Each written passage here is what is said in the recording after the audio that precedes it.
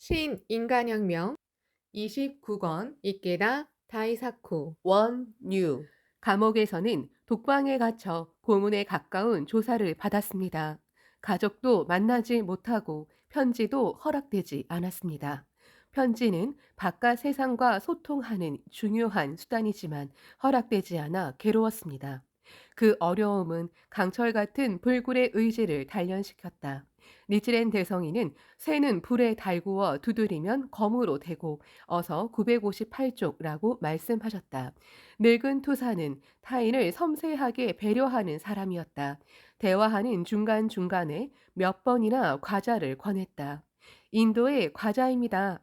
저희 집에서 만든 과자인데 들어보십시오. 달콤합니다.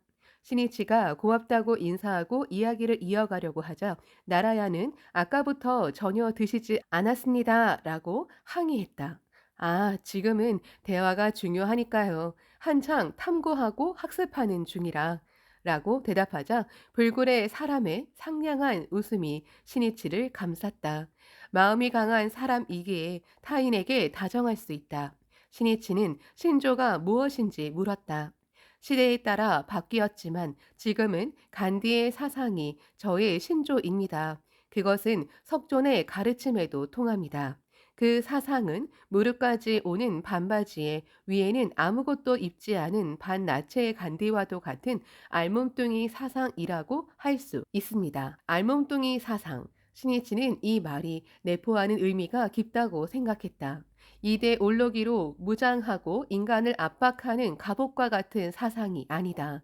인간의 현실과 동떨어진 관념적인 이론의 옷도 아니다. 인간을 있는 그대로 응시하면서 현실의 가난과 불행에서 어떻게 민중을 해방시킬 것인지를 고민해 민중과 함께 걷고 동고하면서 배양된 사상이라고 할 수 있다. 나라야는 그 사상적 관점에서 인도 사회가 직면한 중요한 문제가 카스트 제도의 폐해라고 지적했다. 그리고 인간과 인간을 태생으로 차별하고 소외시키는 제도가 부처가 출현한 나라에 아직도 뿌리 깊게 남아있는 것은 슬픈 일이라고 한탄했다. 나라야는 모든 계층의 사람들을 계몽하는 운동을 펼치고 사회, 경제, 정치, 문화, 사상 등의 총체적 혁명을 주장했다. 신해체도 총체적 혁명을 제창하고 추진하는 사람으로서 그 혁명의 기축을 어디에 두어야 하는지를 강조했다. 저는 결국은 한 사람의 인간 혁명이 그 기본이고 거기에서부터 교육, 문화 등 각 분야의 발전과 변혁으로 넓혀진다고 생각합니다. 어떠한 사회라도 그 사회는 인간이 만들었습니다. 요컨대 모든 것의 근원인 인간의 혁명을 기축으로 해야 비로소 총체적 혁명도 가능하지 않겠습니까? 전적으로 동감합니다. 라고 우렁찬 목소리가 울려 퍼졌다. 두 사람은 사형제도의 옳고 그름 등을 논의하고 많은 점에서 의견 일치를 보았다. 대담을 마친 신이치는 저녁 노을이 물드는 겐디스강 근처에 서 있었다. 인도를 처음 방문할 때 오고 18년 만이다. 저 멀리 건너편 강가가 희미하게 보이고 해질녘 하늘에는 벌써 둥근 월천자가 하얗게 빛났다. 하늘이 시시각각 어둠에 감싸이자 달은 금빛으로 바뀌고 강물 위로 내려앉은 달빛이 너울너울 퍼졌다. 린사가 광포 여행을 꿈꾸었던 인도. 신이치는 도다 조세이의 생일에 자신이 인도의 겐지스강 강가에 서 있는 것이 불가사의하게 느껴졌다. 도다와 나란히 서서 달을 함께 올려다보는 듯했다. 또 강선유포의 험난한 길을 오로지 계속 걸어온 하나의 도달점에 지금 서 있는 듯한 기분도 들었다.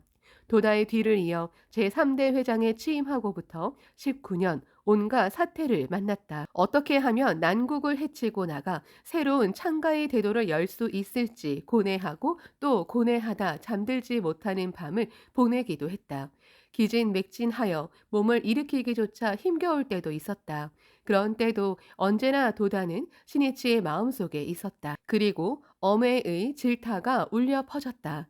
대나는 노도와 같이 밀려온다. 그것이 광선유포의 길이다. 두려워하지 마라. 도다의 제자가 아닌가? 지용 보살이 아닌가? 자네가 광포의 깃발을 드높이 치켜들지 않으면 누가 든단 말인가. 일어서라. 사자라면 일어서라. 인간 승리의 역사를, 광포의 위대한 드라마를 만들어야 한다. 겐지스강 강가에는 드문드문 모닥불이 피어오르고 그 주위에 둘러선 사람들의 그림자가 보였다. 고인을 화장하는 풍경이었다. 제가 되어 성스러운 겐지스강으로 돌아간다. 영원한 이별을 고하는 엄숙한 의식이다. 생과 사, 영겁으로 생사유전하는 무상한 생명. 하지만 그 생명 심오한 곳에 상주불변하는 대법을 각지한 성자가 한 사람 있었다. 석존이다. 샛별이 반짝이는 새벽, 보리수 아래에서 생명의 진리를 개요한 석존은 고뇌하는 민중을 구제하겠노라며 결연히 일어섰다. 그 흉중에 샘솟는 맑고 시원한 지수는 불법의 원류가 되어 인도의 대지를 윤택하게 했다. 석존의 가르침은 달빛처럼 마음속 어둠을 비추며 동남아시아 각지로 넓혀졌다. 북쪽은 중앙아시아를 시작으로 실크로드를 통해 중국, 한반도를 거쳐 일본에 이르렀다. 그 가르침의 정수는 법화경으로서 나타났지만 말법 오탁의 어둠 속에 석존의 불법은 멸하려고 했다. 그때 일본의 니치렌 대성인이 출연하셨다. 대성인은 법화경에 씌어 있는 우주와 생명에 내재하는 근본의 법이야말로 남묘 호링개교임을 명확하게 밝히셨다. 그리고 그 대법을 또 어번불의 위대한 생명을 말법의 일체 중생을 위해 어번전으로 도연하셨다. 니치렌의 혼을 먹물에 물들여 넣어서 썼으니 믿으실지어다.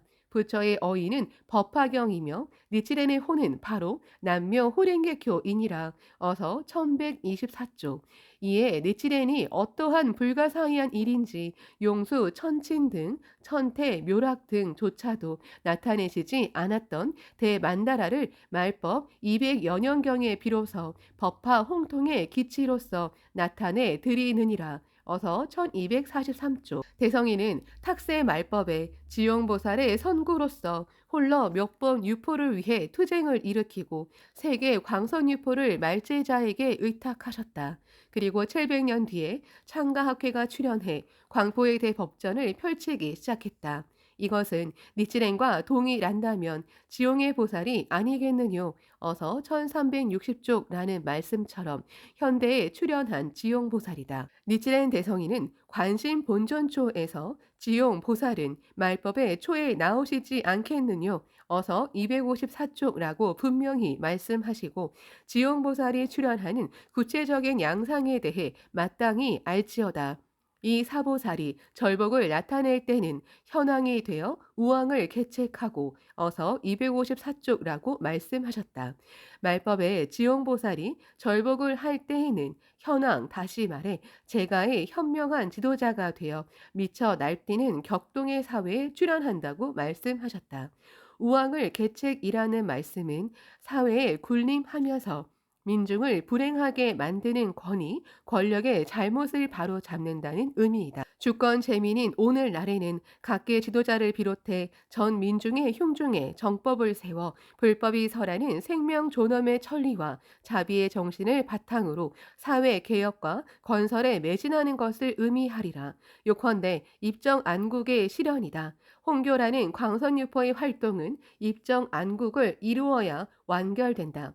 절복의 목적은 개인의 내면을 변혁함으로써 현실의 고뇌에서 사람들을 해방시키고 행복한 사회를 건설하는 것이다. 하지만 그것은 그야말로 어렵고 힘든 작업이라고 할 수 있다. 신이 지는 말법 시대에 불법 유포를 실현하는 창가학회의 중대한 사명을 깊고 강하게 자각했다. 마키쿠치 스네 사부로 초대 회장은 국가 신도를 정신적 지주로 삼아 전쟁을 수행하려는 군부 정부의 그릇됨을 파절했을 뿐 아니라 신차를 모시라는 것도 감연히 거부하다 체포되었다. 조사받는 자리에서도 니치렌 불법의 정의를 주장했다. 그야말로 우왕을 개책하다가 옥사하는 순교의 일생을 마쳤다. 또 마키구치와 함께 군부 정부와 맞서 싸우면서 옥중 투쟁을 전개한 제2대 회장 도다 조세이는 해원 75만 세대의 절복을 감행하여 광선유포의 기반을 만들고 민중이 주도하는 사회 변혁 운동을 추진해 입정 안국을 향한 첫 발을 내디뎠다. 도다는 학회를 창가학회불이라고 표현했다. 그 말에는 탁세 말법에 출연해 현실 사회에서 광선유포 즉 입정 안국의 투쟁을 승리해야 하는 학회의 존귀하고 위대한 사명이 나타나 있다. 신이치는 겐지스강 강가에 서서 하늘을 올려다 보았다. 이미 어둠의 장막이 드리워져 월천자가 더욱 맑고 밝게 빛나고 있었다. 한 줄기 바람이 강물을 흔들고 지나갔다. 신이치의 눈에 동양 광포를 바라던 은사도다 조세이의 얼굴이 떠올리며 달의 모습과 겹쳐 보였다. 신이치는 마음속으로 이렇게 외쳤다. 선생님, 신이치는 가겠습니다. 선생님이 말씀하신 저의 무대인 세계에서 광선유포의 대도를 계속 열어 가겠습니다. 제자의 감투를 지켜봐 주십시오. 달이 빙그레 웃었다. 그날 밤 숙소인 호텔에서 신이치는 아내 미네코와 함께 도다의 사진을 향해 새로운 광포의 투쟁을 맹세했다. 이튿날 12일 신이치를 비롯한 인도 방문단 일행은 불교 유적지인 날란다로 출발했다. 파트나에서 차를 타고 2시간 정도 달려 오후 2시가 조금 지나 장대한 유적지에 다다랐다. 선명한 푸른 잔디 위에 역사가 고스란히 퇴적되어 있는 벽돌 구조의 유적이 늘어서 있었다. 복도가 이어져 있고 계단이 있고 물을 채웠던 우물이 있었다. 학생들이 거주하고 공부했던 승방도 늘어서 있었다.